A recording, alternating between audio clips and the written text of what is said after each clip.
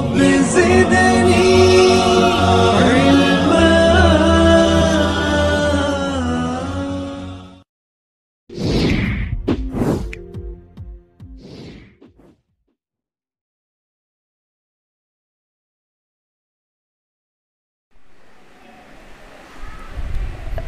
Secara umum menggunakan sumpah pada selain Allah Subhanahu wa taala itu masuk dalam daerah syirik asgar. Ya, syirik kecil. Jadi bersumpah, jadi kita diarahkan agar jangan bersumpah kepada menggunakan nama pada selain nama Allah Subhanahu wa taala. Ya, bahkan sampai bersumpah dengan menggunakan nabi. Ya, wan nabi. Ya, ini juga masuk dalam wilayah hal yang tidak dibolehkan sesuai dengan apa yang disebutkan oleh Nabi Shallallahu Alaihi Wasallam dalam hadisnya. Ya, namun kemudian para ulama menyebutkan bahwasanya ini adalah masuk dalam bagian dari syirik kecil. Kenapa terjadi sumpah seperti ini? Karena kalau makhluk itu bersumpah, itu disebabkan karena kelemahan daripada makhluk itu. Ya, jadi makhluk bersumpah itu karena lemahnya dia. Tujuannya adalah untuk meyakinkan orang bahwasanya memang betul apa yang dia sampaikan tadi. Ya. Tapi beda halnya kalau Allah bersumpah, karena Allah juga bersumpah seperti mana dalam Al-Quran. Para ulama mengatakan ketika Allah bersumpah itu bukan menunjukkan kekurangan daripada Allah itu sendiri, tetapi itu menunjukkan tentang bagaimana makhluk yang namanya dipakai oleh Allah Subhanahu wa taala bersumpah, itu tandanya makhluk itu adalah makhluk yang punya kelebihan tersendiri. Misalnya wal asr, demi waktu. Kenapa Allah Subhanahu wa taala bersumpah dengan waktu? Karena waktu itu dia adalah satu makhluk Allah Subhanahu wa taala yang sangat penting sekali. Ya. Yang kata Imam Syafi'i, al-waqtu kas-saif, waktu itu laksana pedang. Ya, laksana pedang terhunus. Ya, yang mana pedang itu kalau kau pada saat dia terhunus dengan lawan, kalau kau tidak pakai gunakan dia untuk potong lawanmu, maka kau yang akan dipotong. Kata akah, maka pedang pula yang akan memotongmu. Ya. Demikian pula misalnya dalam surat Al-Asr misalnya, yang dikatakan wal asr innal insana lafi khusr, sesungguhnya manusia berada dalam kerugian. Ya, illal ladzina amanu wa amilus shalihat wa tawasaw bis sabri haqqi wa tawasaw bis sabr. Ini menunjukkan tentang bagaimana peringatan kepada kita untuk hati-hati dengan waktu. Kenapa? Karena waktu ini yang banyak melalaikan kalian. Ya, kalau bahasa manajemen sekarang, banyak daripada manusia itu dia terjebak dengan kegiatan-kegiatan yang tidak penting dan tidak mendesak. Tetapi dia suka itu. Banyak cerita, banyaklah cerita poligami lah dan seterusnya, hingga habis waktu. Ya, padahal kalau waktu kesempatan cerita itu dipakai menghafal Quran, mungkin bisa sampai 1/4 halaman itu, ya, bisa terhafal.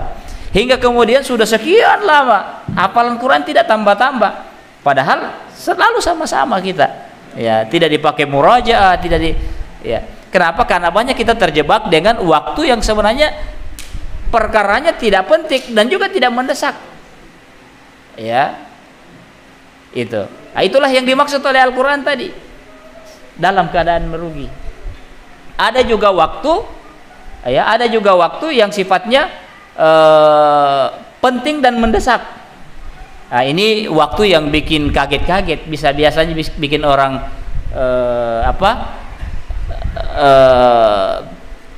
bisa stroke ini, yaitu waktu yang selalu dilalaikan, pekerjaan yang selalu dilalaikan, hingga sampai dia pada suatu keadaan dia sangat penting harus diselesaikan dan juga sudah sangat mendesak, sehingga membuat orang tidak bisa konsentrasi dengan baik lagi karena terdesak.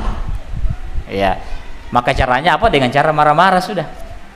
Ya, stres dan seterusnya. Nah, yang direkomendasikan adalah ya kita berada pada situasi keadaan penting namun tidak mendesak. Cirinya penting dan tidak mendesak itu adalah dia adalah penting tapi waktunya masih longgar. Nah, sehingga kesempatan kita untuk bisa menatanya, ya, itulah yang paling bagus, dan itulah yang dimaksud dengan idaratul waqt, pengaturan waktu. Ya, dan para ulama banyak merekomendasikan tentang hal itu. Ya, sampai banyak tulisan-tulisan para ulama, mulai dari para ulama sahabat, tabi'in, tabi'ut tabi'in, sampai para ulama salaf memberikan penjelasan ya tentang bagaimana mereka itu harus menata waktu mereka dengan baik.